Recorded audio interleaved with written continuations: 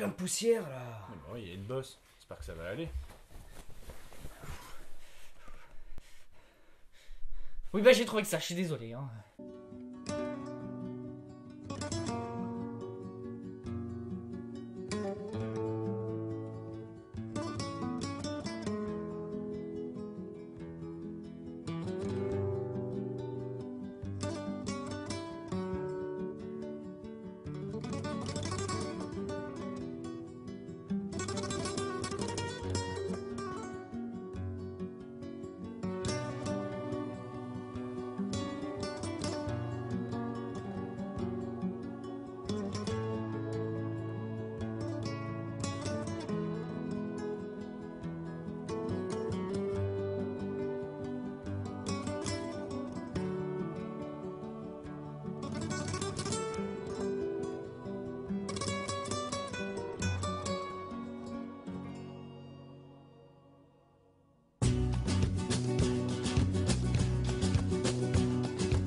Por el camino del desierto, el viento me despeina, suave aroma de colita, una del aire, ella de lo lejos, una luz entera, la idea de Mezcán, de mí por en la noche. Bref, là où je veux en venir, c'est que votre émission est une pure merde. Non pas que ça me dérange, mais essayez de pas faire une merde stérile, qu'elle soit un peu productive, bordel. Seulement une centaine de vues, une dizaine d'abonnés, mais vous vous foutez de ma gueule les gars. Vous avez intérêt à remonter clairement le niveau, sinon vous pouvez dire adieu à votre petite émission, et c'est retour au samedi. Ça s'est plutôt bien passé hein. Quoi? Quoi?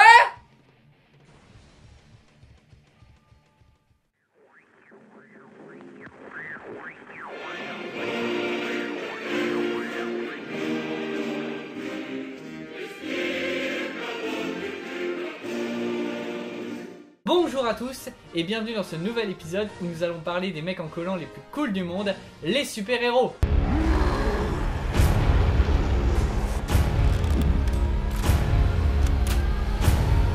Le super-héros est devenu depuis quelques années la coqueluche des salles obscures et de notre environnement culturel.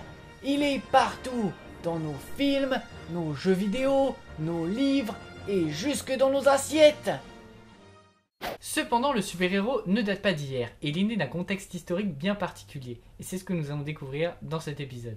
L'humanité a toujours dépeint de grandes figures mythiques à travers les âges, que ce soit Hercule dans la mythologie grecque, Siegfried dans la mythologie nordique, ou encore Arthur et ses chevaliers de la table ronde. Ce sont tous des êtres vivant en marge de la société, avec un grand pouvoir qui leur servira à appliquer leur justice. Leurs histoires permettaient la catharsis, c'est-à-dire d'après Aristote, le fait de se libérer de nos émotions, et de s'en purger par l'intermédiaire de ces courageux personnages. Ils affrontent nos peurs et nos doutes, et nous apportent l'espoir. Et je t'aime aussi, anonyme citoyen. Nous, en Russie, on a grand porteur d'espoir. Les super-héros sont une suite logique à ce processus mythologique, mais le monde a changé, et de nouvelles problématiques sont installées en cette période trouble du XXe siècle. Crise économique, guerre, prohibition et peur du nucléaire, bref de nouveaux combats pour une nouvelle génération de justiciers. Au début des années 30, la crise économique frappe les États-Unis. L'explosion de la bulle spéculative en octobre 1929 s'est transformée en une crise financière et bancaire. Tout s'effondre et les entreprises ne tardent pas à licencier massivement. Un quart de la population active se retrouve sans emploi en 1933. Monsieur, pourquoi j'ai pas de livre? Parce que tu es pauvre, Billy. Allez, à plus.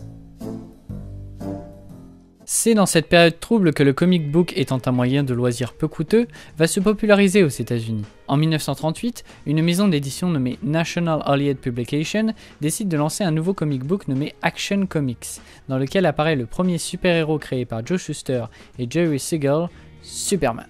C'est un véritable succès et le plus célèbre des super-héros en collant ne tarde pas à devenir le symbole de cette Amérique qui ne baisse pas les bras face à l'adversité. Il faut dire que le citoyen américain a tout pour s'identifier à lui. Pardon, bonjour, messieurs, excusez-moi. En tant que citoyen américain, est-ce que vous vous sentez proche de Superman? Proche oui, mais je suis surtout proche de la petite Lois Lane, et tu es large que je pense. Superman est un extraterrestre, un immigrant originaire de Krypton. Il a tout quitté pour venir sur Terre sans espoir de retour. Il essaye de s'intégrer dans la société sous les traits de Clark Kent, cependant il se transforme et devient le modèle des valeurs américaines sous les traits de Superman. C'est une expérience qui est représentative de la population américaine, une population d'immigrants cherchant à s'intégrer et recherchant le rêve américain. Ah, c'est Chloé. Après le succès de Superman, la maison d'édition DC Comics cherche à reproduire ce coup d'éclat. Un nouveau héros va alors sortir des ténèbres. Alors que l'Amérique peine à sortir de la crise économique, elle est confrontée à un autre problème, le crime organisé et la délinquance. Les guerres de gangs et les grands criminels nés de la prohibition vont être largement représentés dans les films et les romans noirs de l'époque. Mais au fait, qu'est-ce que la prohibition ?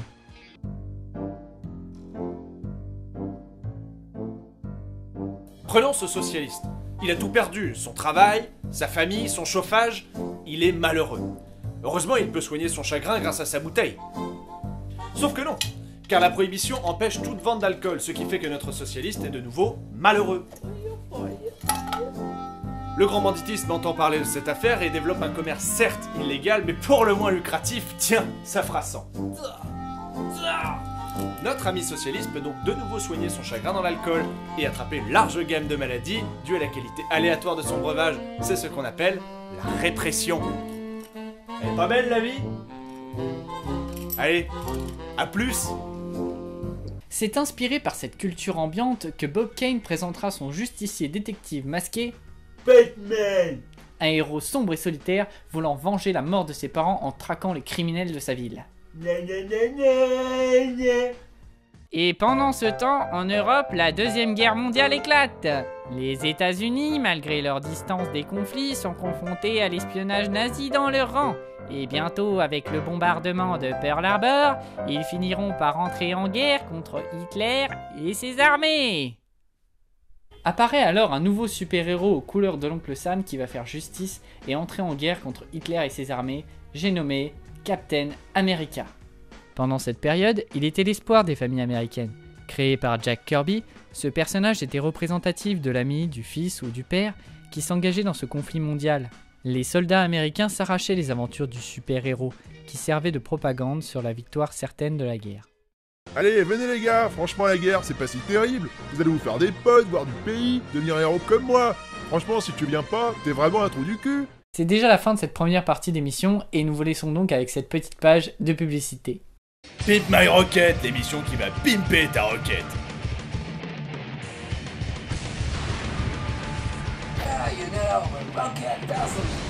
Une roquette, ça doit pas seulement exploser et tuer des vies, voyez, il faut aussi qu'elle ait du style, de la classe, voyez. Pimp My Rocket, l'émission qui va pimper ta roquette.